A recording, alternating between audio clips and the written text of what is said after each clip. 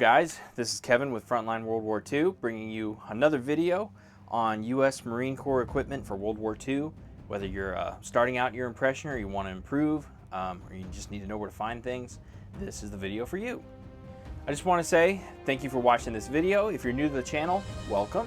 I hope that you enjoy my content. I hope that you subscribe and like this video and leave a comment, and hopefully you stick around for some time. So last week I talked about the basics of the uniform for your Marine Corps impression. Today I'm going to be going over the basics of the field gear. And there's a lot to cover here. If you haven't seen the other video, go check it out. I'll put a link in the description. This will not be the last of these instructional videos. I hope to do a bunch more, deep diving into everything and showing you some of the finer details. So we're going to dive right into it. The first thing that I'm going to show you is not on the table, down here. This is my favorite piece of Marine Corps equipment, and this is the poncho. Everyone loves them. Let's be real, guys. This is going to mess up the sound on my microphone. So I'll show a close-up, but this was made by the National Carbon Company, Incorporated, on June 14th, 1944. I'll also show you that this is an earlier model camouflage poncho. The only difference between the earlier version and the later version of the camouflage poncho is there won't be a grommet in each of the four corners. That was added later on. I've seen one poncho that has corner grommets that was dated 1944. Usually you don't start seeing it until 1945. So if you can get a poncho that does not have the corner grommets, I would recommend that. There is a seller on eBay in Greece, and I cannot remember the name of his store right now, but I will put a link in the description to him. All right, moving on. The next thing that we're going to look at are the canteens. Right here we have the P1 canteen cover, which is the first pattern, the P2 canteen cover right here, and the P3 cover, which is probably the most distinguishable of all the U.S. Marine Corps canteen covers. You see the dog ear flaps or the cross flaps, and you're like, that's a Marine Corps cover. So the only differences between the P1 and the P2 is the snaps. So the construction is pretty much exactly the same. This one has the Dura snaps, this one has lift the dots. This one right here is a reproduction from World War II impressions. This is an original P2 cover, and this is an original P3 cover as well. So the P2 cover is probably one of the most widely used covers by the Marine Corps in World War II. You'll see them spanning from the early war into the late war. And you don't really see the third pattern canteen covers until you get onto Peleliu. And so any of your operations before that, you'll most likely see the P1s and the P2s. Peleliu, Iwo Jima, and the Okinawa campaign, you'll see the P3. So my recommendation on the canteen covers and the canteens as well is What Price Glory. What Price Glory makes some really good canteen covers and reproduction canteens that look pretty legit. Because the problem with original canteen covers is when you do find them, they're usually pretty dang pricey. And so What Price Glory is the best value for your canteen cover, and it's probably one of the best, it's one of the better reproductions on the market. So next I'm going to show you the Marine Corps T-handle shovel cover.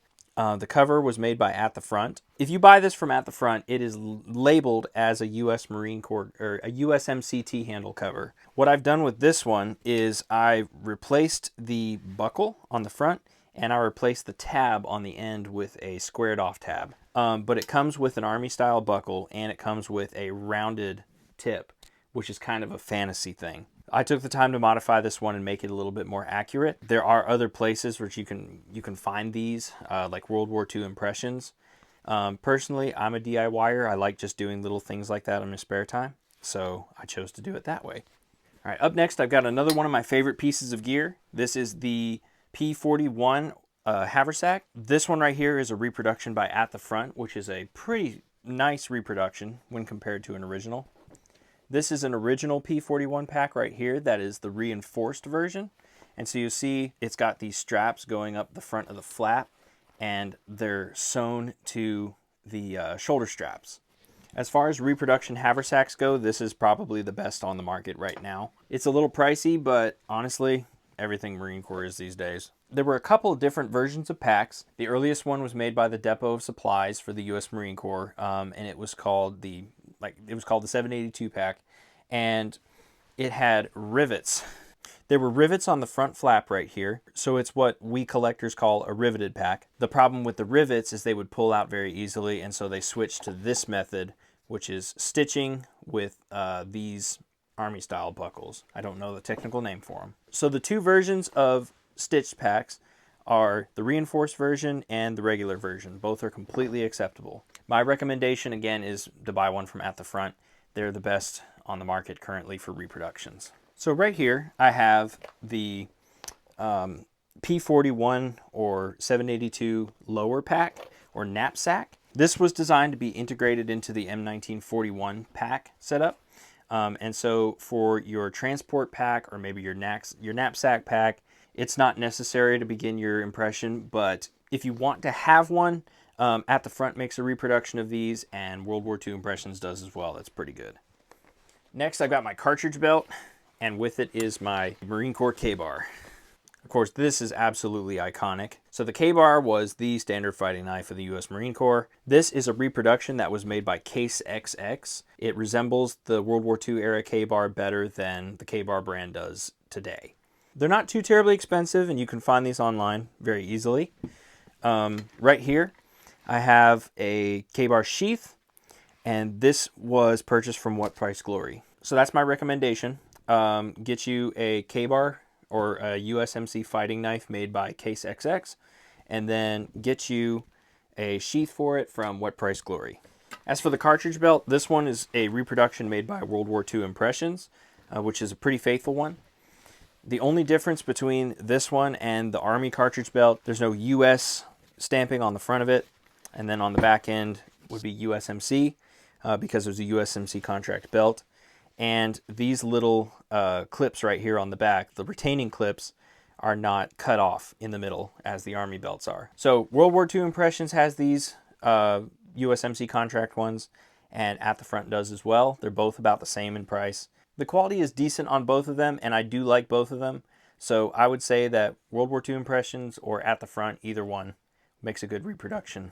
I got my P41 pack straps or suspenders. I don't know how it was for the other divisions in World War II, but I primarily reenact 1st Marine Division, specifically L Company, 3rd Battalion, 5th Marines. And with the company that I portray, these were not typically worn the way that you see them worn in shows like the Pacific, where everybody's got a pair of combat suspenders. Usually these were discarded, except maybe if you were a BAR gunner. So as far as suspenders go, you can find originals pretty frequently. At the Front makes a decent reproduction. World War II Impressions are usually out of stock. Just try to find originals. So depending on your unit, these may not be entirely necessary to have to start your kit, but they're still a good thing to have on hand just in case. And then if you want to put your upper and your lower pack together and make a transport pack, you'll need these. Last but not least for this video, I'm going to show you guys the M2 Jungle First Aid Pouch, and I do have this thing filled out, and I'll show you some close-up pictures on what I have inside of it. In another video, I'd like to do a deep dive into the contents, but as you can see here, this M2 pack has a M1924 first aid kit attached to it with a Carlisle bandage, and this is typically how you would see these be run. So with M2 pouches, nobody really makes a good reproduction of these that quite captures the look of the original. And so these can be a little pricey, but if you can find an original, that's what I would recommend doing. All right, guys. Well, with that, I want to thank you for watching this video. Please like and subscribe. Go check out the other videos on my channel, please, if you don't mind. I have other instruction videos that I'm planning to make about USMC reenacting and then eventually Army. And so please stay tuned. I hope that this video was helpful and you got something useful out of it. I will put links to the vendors in the description. Thank you very much again for watching. I'm Kevin, Frontline World War II, signing out.